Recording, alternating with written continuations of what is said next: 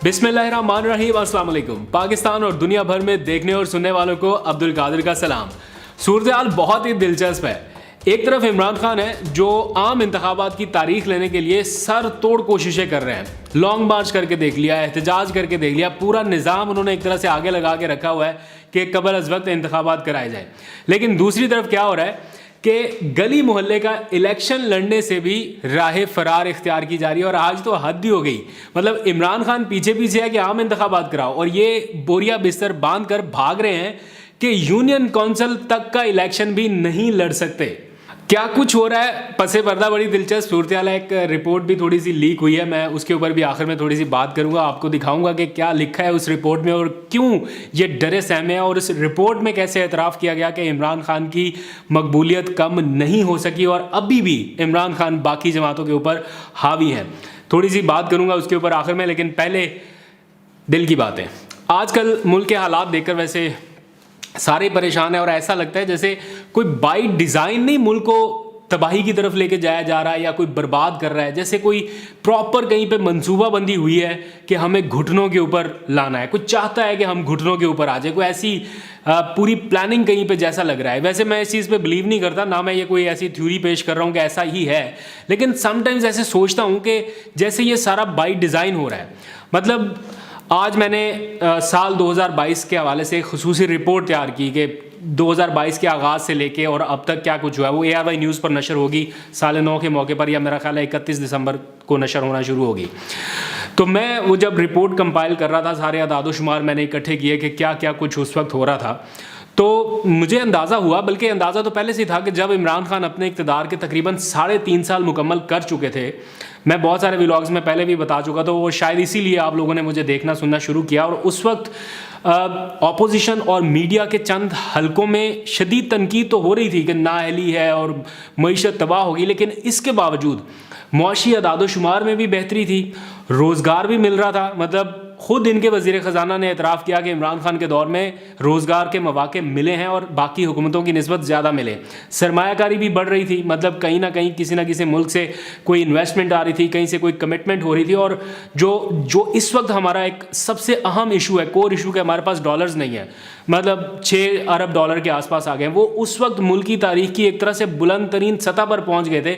27 billion dollars के आसपास हम चले गए थे कमर्शियल बैंकों के रिजर्व मिला के। रोज़ाना कुछ ना कुछ अच्छा सुनने को मिलता था, नई इन्वेस्टमेंट, नए प्लान्स।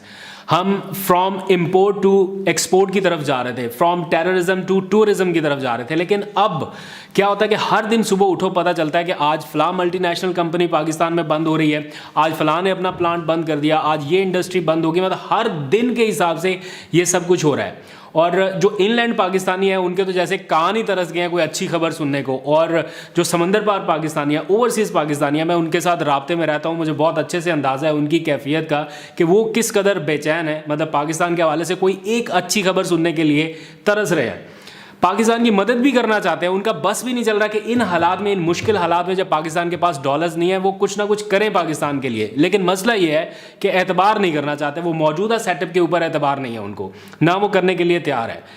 हालात ये है कि 22 करोड़ की आबादी का ये मुल्क है, लेकिन इसको चलाने के लिए हमारे पास 22 दिन का भी रिजर्व नहीं है। 22 दिन का, ये कहने की बात नहीं है, हकीकत है, और ये कोई ऐसे हवाई बातें नहीं है। ये सारे मौशी माहिरीन बता रहे हैं आपको कि जितना हमारा इंपोर्ट बिल 1 महीने का है, उससे कम रिजर्व हमारे पास इस वक्त मौजूद है। और मैं हैरान हूँ कि हर दिन कोई ना कोई मल्टीनेशनल कंपनी पाकिस्तान में अपना प्लांट बंद कर रही है और किसी को इसकी परवाह नहीं है।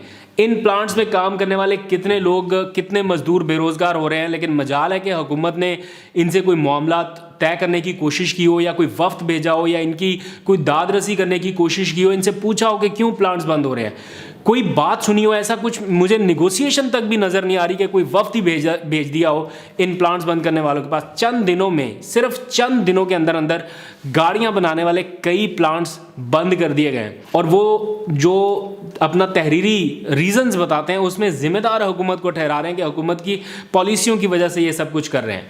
सुजुकी मोटर्स ने अपना प्लांट बंद कर दिया, टोयोटा इंडस ने अपना प्लांट बंद कर दिया, बलूचिस्तान व्हील्स ने अपना प्लांट बंद कर दिया। ये कोई छोटी कंपनियां नहीं है, इनको पाकिस्तान लाने में न जाने बैकएंड पर कितनी मेहनत हुई होगी, लेकिन इन सब को एक एक करके बंद होता देखकर बतौर पाकिस्तानी मैं दुखी हूँ। ये सिचुएशन कोई काबिल कबूल नहीं है और मैं परेशान हूँ वाकई कि ये सब कुछ क्या हो रहा है, ये इन्वेस्टमेंट हमारे हाथ से क्यों निकलती जा रही है। और मैं आपको हल्फन ये बात बता रहा हूँ कि एक व्लॉग मैंने ऐसा रिकॉर्ड किया कुछ टाइम पहले, मैं उसको अपलोड नहीं कर सका फॉर सम रीज़न। मैं कोशिश करूँगा कि कभी आपको दिखाऊँ। मैं खुद गया निशात का वो प्लांट था, गाड़ियाँ बनाने वाला निशात कंपनी है कोई, उनका प्लांट था। और मैं जब इमरान खान साहब के दौरे हुकूमत थी तब गया वहाँ पर, और वो लोग इतना खुश थे कि हमें इतना ज़्यादा फैसिलिटेट किया जा रहा है कि अब हम अपना प्लांट एक्सपैंड कर रहे हैं और हम बहुत सारी और भी मॉडल्स मुतारिफ़ कराने जा रहे हैं। एक दफ़ा मैं गया था फैसलाबाद, जब मैंने आपको बताया था फ्रॉम इंपोर्ट टू एक्सपोर्ट का सफ़र पाकिस्तान शुरू कर रहा है कि हमारे पास टेक्सटाइल इंडस्ट्री इतनी बूम हो रही है कि हमें बांग्लादेश, इंडिया और जो हम असर ममालिक हैं उनके ऑर्डर्स मिलना शुरू हो गए। पाकिस्तान नंबर 1 पर रैंक कर रहा था कि हमारे पास इंडस्ट्री चलने लग गई थी। और अब क्या हालात हैं वो भी आपके सामने हैं। गाड़ियाँ बनाने की तरफ हम आहिस्ता आहिस्ता जा रहे थे, मेड इन पाकिस्तान शुरू हो रहा था, और अब क्या हालात है, ये अपने प्लांट्स बंद कर रहे हैं। इस अबतर मुआशी सूरत हाल के पेश नज़र जो पाकिस्तान के रिफाइनरीज़ हैं उन्होंने भी अपने प्लांट्स बंद करना शुरू कर दिया। निशात ग्रुप अपनी सरमायाकारी यहाँ से लपेट रहा है, डॉलर्स की बैरून मुल्क स्मगलिंग हो रही है। ज़रई मुल्क है हम, लेकिन आटे का बहरान है, 150 रुपये फ़ी किलो की हद पार हो चुकी है। ये सब बताते हुए कोई अच्छा नहीं लग रहा, या कोई ऐसा नहीं है कि ये सारी चीज़ें बतानी है आप लोगों को, लेकिन क्या करें, इसके अलावा कुछ नज़र भी नहीं आ रहा कि कुछ हो रहा हो, कोई ऐसी डेवलपमेंट हो रही हो, कोई पॉजिटिविटी हो रही हो तो हम ये सारी नेगेटिविटी साइड पे करके आपको वो बताएं, लेकिन वही कुछ नहीं रहा। खैर, इससे ज़्यादा भी बात नहीं करूँगा, आगे बढ़ते हैं। थोड़ी सी बात करनी है मुल्क की सियासी सूरत हाल की। इमरान खान ने पूरी PDM को एक तरह से आम इंतखाबात के हवाले से अपना एक नैरेटिव उन्होंने रखा हुआ है कि आम इंतखाबात कराए जाएं, हर सूरत कराए जाएं, कौमी असम्बली के कराएं, सूबाई असम्बली के कराएं, लेकिन आम इंतखाबात।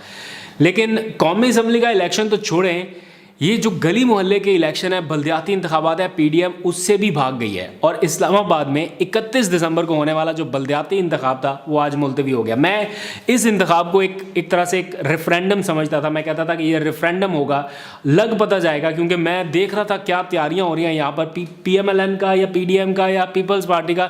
कोई एक कैंपेन होल्डर मुझे कहीं नज़र नहीं आया कि कोई कैंपेन कर रहा हो। PTI हर जगह पर नज़र आ रही थी और लग ये रहा था जो लेवल था तैयारियों का कि PTI स्वीप कर देगी। और यही टेंशन थी PDM इत्तेहाद की कि उन्होंने कहा कि नहीं, ये हर सूरत मुलतवी कराने हैं इलेक्शन। कोशिशें उनकी जारी थी और अब सारे सर पर पैर रखकर भाग गए। शहबाज शरीफ साहब को इत्तला ये है, कुछ सोशल मीडिया के ऊपर गर्दिश करती हुई रिपोर्ट्स मैंने देखी हैं। ऑथेंटिसिटी को मैं नहीं कह रहा, कंफर्म नहीं कर पा रहा, क्योंकि मेरे पास कोई ऐसा सोर्स नहीं है कि मैं इसको फौरी तौर पे कंफर्म करूं, लेकिन सोशल मीडिया पर मैंने कुछ रिपोर्ट्स देखी हैं और उनको देखकर लग रहा है कि शायद ये ठीक रिपोर्ट्स हैं। कुछ अंदरूनी रिपोर्ट्स भेजी गई उनको, जिसमें बताया गया कि इस्लामाबाद में इमरान खान की जो मकबूलियत है वो बाकी जमातों की निस्बत अभी भी ज़्यादा है। 63% तक पॉपुलैरिटी है इमरान खान की। और तीनों हलकों में, जो इस्लामाबाद के 3 हलके हैं, इन तीनों हलकों में जो मुंतखब नुमाइंदे हैं वो भी PTI के हैं। रिपोर्ट में रिमार्क्स लिखे गए हैं, रिमार्क्स कि 101 यूनियन काउंसिल्स हैं इस्लामाबाद की इस वक्त तक, और अगर ऐसे ही इलेक्शन हुआ तो नून लीग को मिलेंगी 25, पीपल्स पार्टी को मिल जाएंगी 2 और आज़ाद उम्मीदवारों को 6 मिल सकती हैं, लेकिन PTI को 63 नशिस्तें मिलने का इम्कान है। तो इस सूरत हाल में इलेक्शन का मुलतवी होना तो बनता था, भागना बनता था। बाबर अवान साहब ने एक ट्वीट किया, मैं पढ़ रहा था, उसमें उन्होंने बड़ा ज़बरदस्त और एक्यूरेट तज्जिया किया है, क्योंकि जो सूरत हाल हम देख रहे थे उसी के अकॉर्डिंग है कि इस्लामाबाद में बल्दियाती इलेक्शन मुलतवी कराने की जो हुकूमती ज़िद है उसकी एक ही वजह है कि PDM को उम्मीदवार नहीं मिले और उम्मीदवारों को वोटर नहीं मिलने थे, इसलिए ये सारा कुछ हुआ। इस्लामाबाद के शहरियों से एक तरह से ये हक़ के नुमाइंदगी छीना गया है और ये नहीं होना चाहिए। ये दुनिया की वाहिद हुकूमत है जो वोटरों से इतनी ज़्यादा खौफज़दा है। हालांकि जाना तो आपको अल्टीमेटली वोटर्स के पास है। आप ही का नारा था वोट को इज़्ज़त दो, अब आप ना वोट को इज़्ज़त देने के लिए तैयार है, ना वोटर्स को इज़्ज़त दे रहे हैं। हर जगह पर जहाँ अभी कराची में भी इतलात आ रही हैं कि वहाँ का बल्दियाती इंतखाबात 7वीं बार मुलतवी हो सकता है। 7वीं बार क्यों भाग रहे हैं? कराएं, इलेक्शन कराएं और मैदान में मुकाबला करें। अगर नई मईशत नहीं संभलती तो सियासी मैदान में तो कम अज़ कम मुकाबला करके देखें। कहने को और बहुत कुछ है, लेकिन अभी तक के लिए फ़िलहाल इतना ही। आप अपना ख्याल रखिए। पाकिस्तान के लिए ढेरों दुआएं, अल्लाह ताला अपना करम फजल और रहम फरमाए पाकिस्तान पर। अल्लाह हाफिज़।